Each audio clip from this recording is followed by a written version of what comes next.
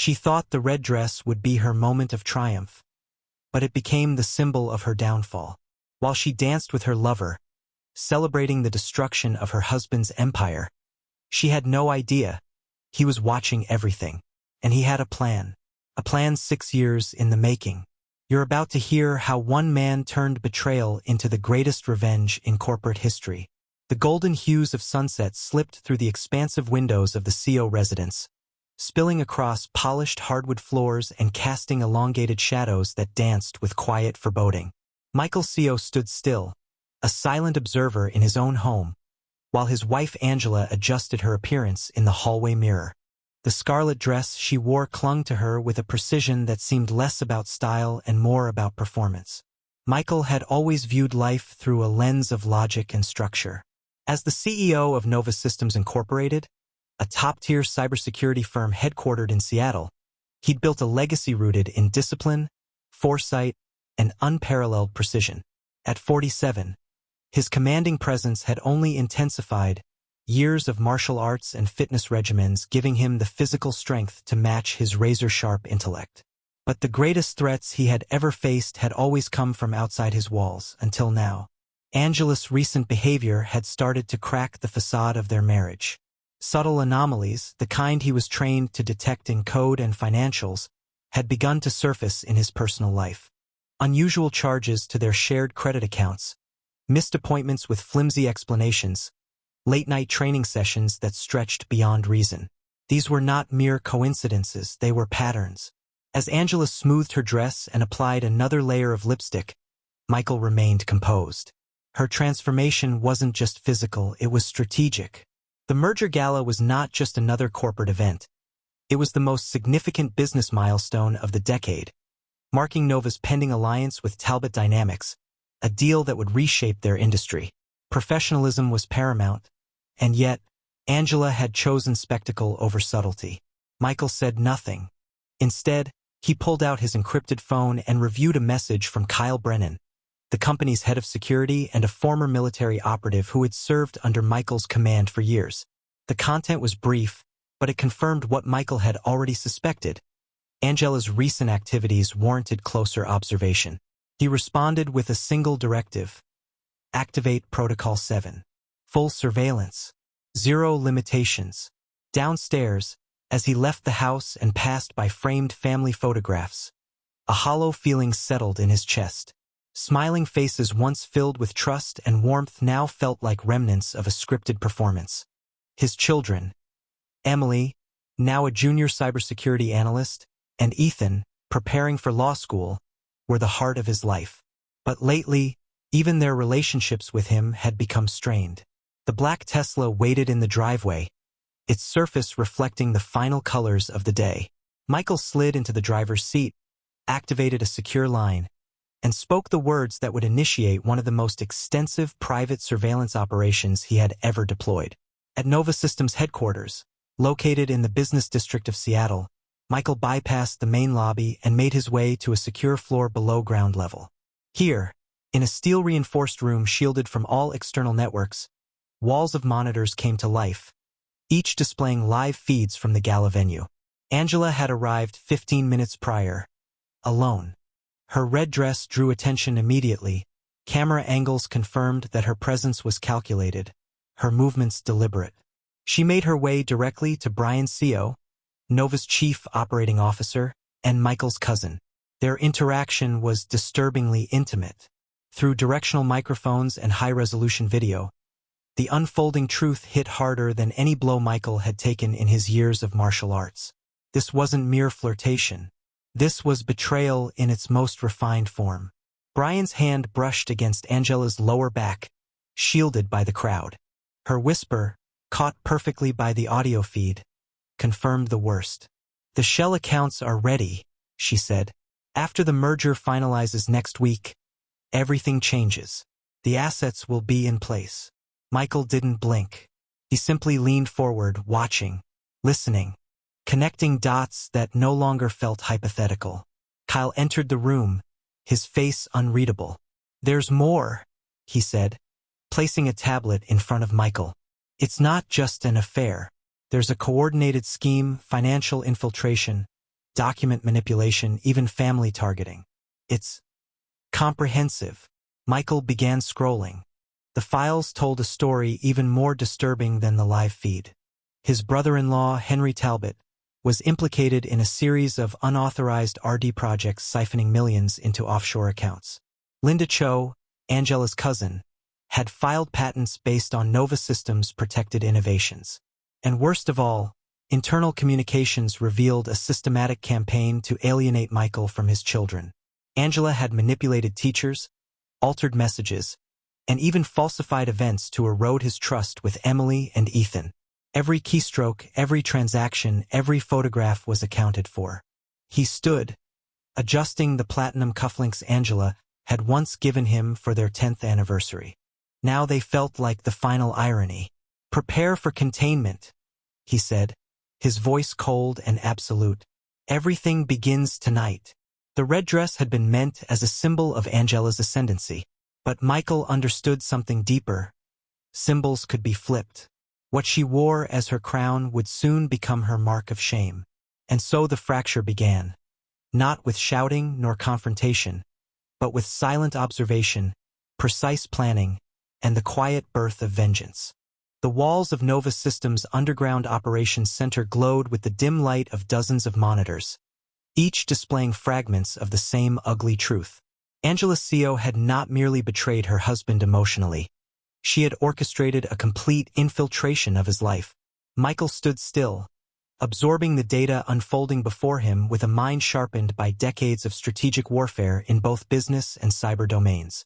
Kyle Brennan moved with military precision, switching screens, layering data, and cross-referencing communications. Every new file revealed another thread in the web. Hidden company records, shadow transactions, coded messages sent during innocuous board meetings.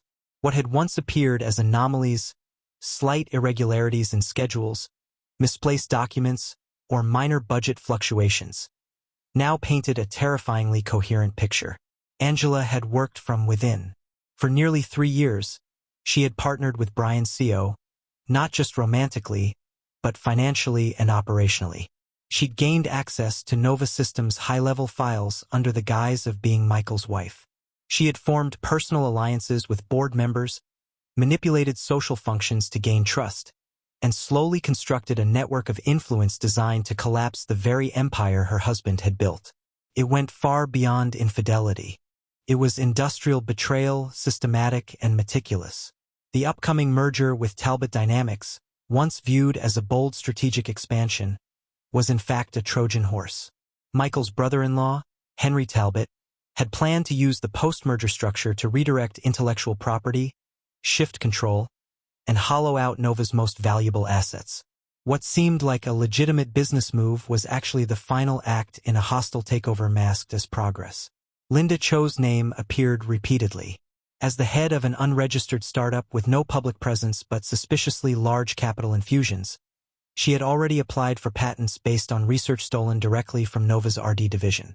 Her startup, backed secretly by Brian, Angela, and Henry, was positioned to launch identical technology just days after the merger finalized. Even more disturbing were the files relating to Michael's children.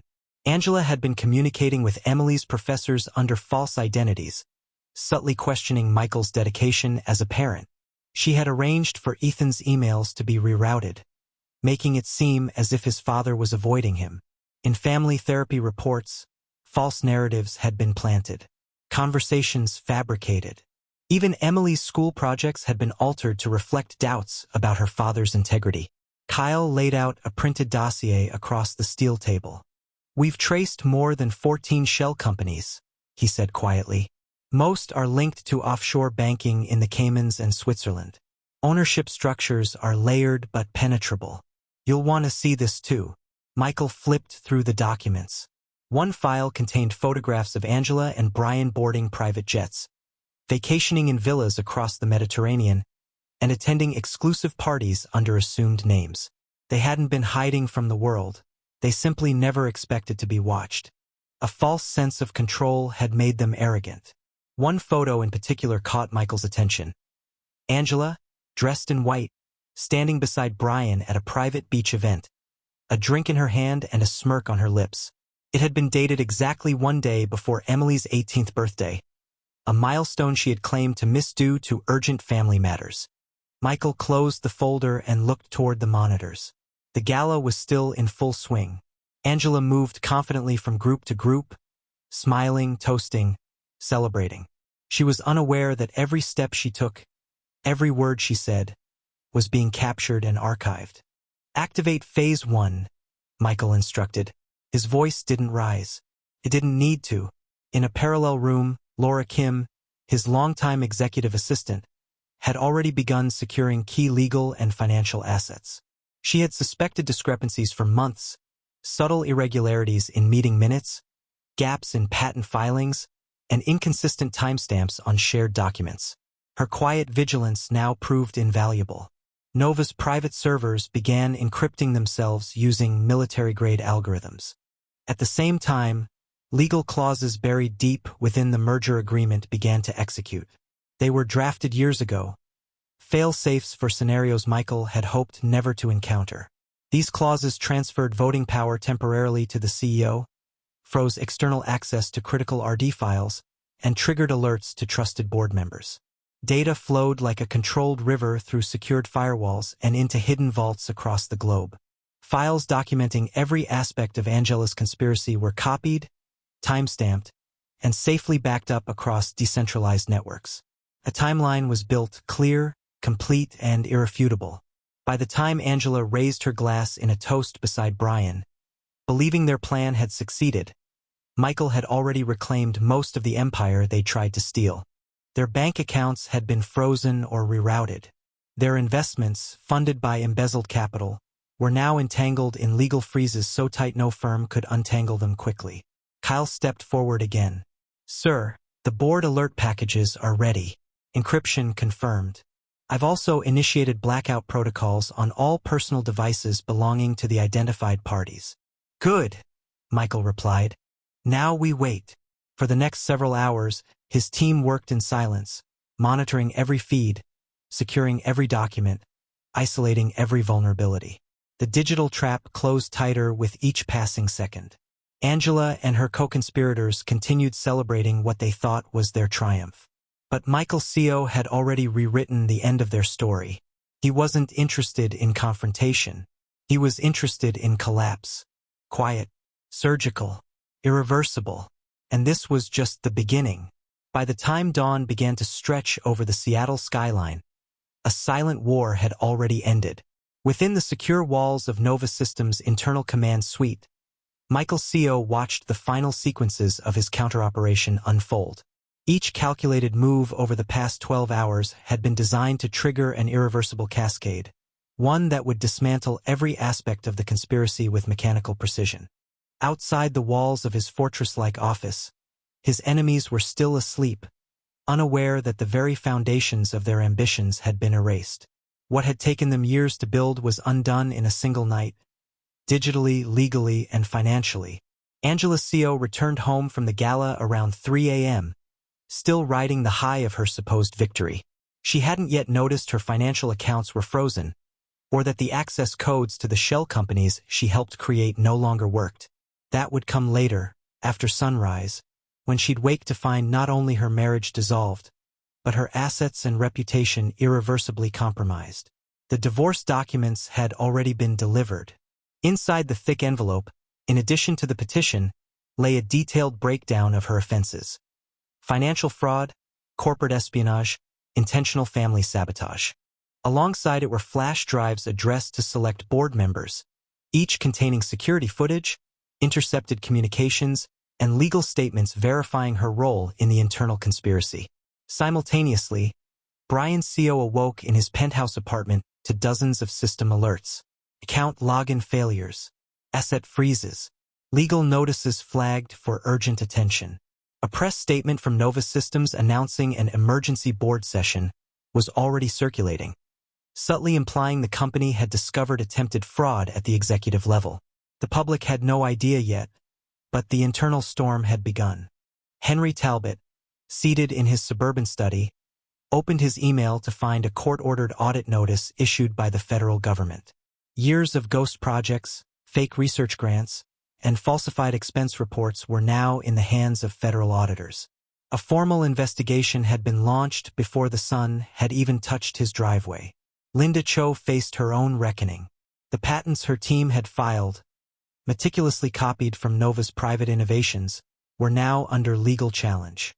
Michael's legal unit had submitted over a dozen cease and desist orders and injunctions by midnight.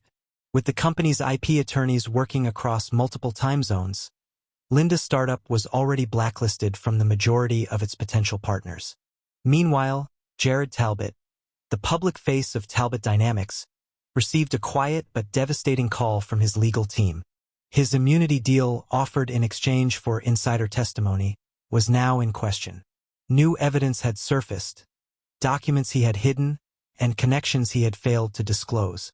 The Department of Justice had reopened his file. The collapse was not explosive, it was silent and clinical. Reputations withered under the weight of overwhelming evidence. Accounts were drained, not stolen, but redirected through legal channels into Nova Systems' protective trust network. These weren't acts of revenge. They were corrections. At Nova's headquarters, Laura Kim moved through the executive floor with quiet purpose. She carried signed court filings, system encryption keys, and time-stamped transaction histories, each one a nail in the coffin of the conspiracy. With her usual calm, she coordinated the digital reassignment of ownership across a web of domestic and international subsidiaries. Kyle Brennan supervised the purge of all compromised data nodes, personally verifying that no trace of external tampering remained. Surveillance hard drives were sealed in physical vaults. Cloud redundancies secured and offline copies transferred to air-gapped servers across multiple facilities. No leaks. No vulnerabilities. And still, none of the conspirators fully understood what was happening. By mid-morning, local news outlets began speculating about unusual activity within Nova Systems. The company's stock price remained stable, held in place by a quiet intervention from Michael's private equity partners. Behind the scenes, however, a complete leadership restructure was underway. Emergency board protocols, invoked through decades-old bylaws, placed all control temporarily into the hands of the CEO, Michael. This authority allowed him to invalidate previous merger agreements, reclaim shares hidden through shell proxies, and authorize a complete internal audit. Over 100 employees linked to the conspiracy were placed on indefinite suspension pending review. Departments were restructured, access permissions revoked, every weakness patched. At the center of this storm, Michael remained quiet and methodical. He wasn't celebrating. There was nothing joyful in what he had done. It was necessary. They hadn't merely tried to take his company. They had tried to erase his legacy, weaponize his family, and destroy the foundation he had built through a lifetime of sacrifice. Later that afternoon, Emily Co was contacted. With evidence in hand, she chose to return to her father's side. The manipulation, the lies, the forged messages, it all made sense now. Her brother Ethan, away at law school, would be informed after his exams. Michael wanted to protect his focus even now. Angela had underestimated many things. Michael's awareness, his patience, his refusal to react emotionally. She believed betrayal would destroy him. What she failed to understand was that betrayal activated the side of him that built one of the most impenetrable digital fortresses in the industry. Now, that same mind had turned its full attention not to building, but to dismantling. 6 years had passed since Michael Co vanished from public life. His enemies believed he had disappeared in disgrace. The world assumed he'd been ousted quietly, lost in the aftermath of some internal scandal. What no one knew was that Michael had never left. He had simply moved beneath the surface, operating in silence, building a new empire from the remnants of betrayal. Nova Systems Incorporated, now rebranded and headquartered in a towering glass monument in the heart of Seattle's Innovation District, stood as the clearest proof of his resurgence. The company had not just survived, it had flourished. And from a fortified office on the 60th floor, Michael continued to monitor those who once plotted his ruin. The surveillance systems remained active, not out of obsession but duty. He watched as the lives of his former conspirators crumbled steadily. not in dramatic implosions but in slow, grinding collapse. Each was unraveling at a different pace, undone by their own choices, their reputations consumed by the truth they could no longer control. Angela Seo had long lost her status in Seattle's social circuit. Her failed attempts at rebuilding had ended in rejection. Country clubs declined her applications, foundations blocked her offers to volunteer, and former friends refused to return her messages. The luxurious wardrobe was replaced by second-hand fashion carefully styled to feign elegance. Her current job, working retail in a mid-tier department store, paid barely enough to cover rent for her studio apartment above a noisy noodle shop. Even there, the scent of cooking oil seemed to cling to her like a reminder of everything she'd lost. But what brought her to Nova's front desk at precisely 9:47 a.m. on a gray Monday morning wasn't regret. It was desperation. She brought a boy with her, Lucas Shaw, dark-haired and shy, his uncertain gaze scanning the gleaming lobby with cautious curiosity. Angela gripped his hand tightly as she approached the receptionist. "I need to speak with Michael Seo," she said, voice rehearsed but frayed at the edges. "Tell him his wife is here." The receptionist, already briefed, responded with measured calm. "There is no one by that name employed at this company." "His ex-wife," Angela corrected. "Look, I know he's here. This is his company. And the boy, he's his son. He has a right to know." 60 floors above, Michael watched the entire scene unfold across split screens. Next to him, Kyle Brennan stood quietly, arms folded. On a tablet nearby, the DNA results were already open. Lucas was not Michael's child. The genetic link between the boy and Brian Seo was 99.9% conclusive. The betrayal had created a child, but not a legacy. "She's spiraling," Kyle observed, trying to force relevance again, claiming ties that don't exist. Michael didn't answer. He simply tapped the screen, switching to another feed, one that displayed a comprehensive report on Lucas's care over the past 6 years. The child had not been neglected entirely, but he had suffered. Missed medical appointments, school absences, lack of consistency in routine. The trust fund Michael had anonymously established to support the boy's basic needs had covered most of the essentials. But it was clear the funds were often redirected. Angela's purchases, failed ventures, short-lived schemes that went nowhere. Despite the distance, Michael had ensured the boy never went without. Because Lucas, though born of deceit, was innocent. "Grace Shaw is moving forward with the custody petition," Kyle added. "We've provided her legal team with everything they need. Medical documentation, financial misuse, the works." Michael nodded. It was time to end this chapter with finality. 10 minutes later, security escorted Angela and Lucas to the top floor. Her eyes widened as she entered the office. Unchanged, modern, immaculate. She stopped cold when she saw the framed red dress hanging behind Michael's desk. The very same one she'd worn to the merger gala, the night she thought she'd won. Michael stood behind the desk, calm and unreadable. Lucas looked up at the towering man with a mixture of awe and confusion. Angela, by contrast, wavered. "He's yours," she said, reaching for certainty. "We were together before you left. You know it." Michael turned the tablet, revealing the DNA match on the screen.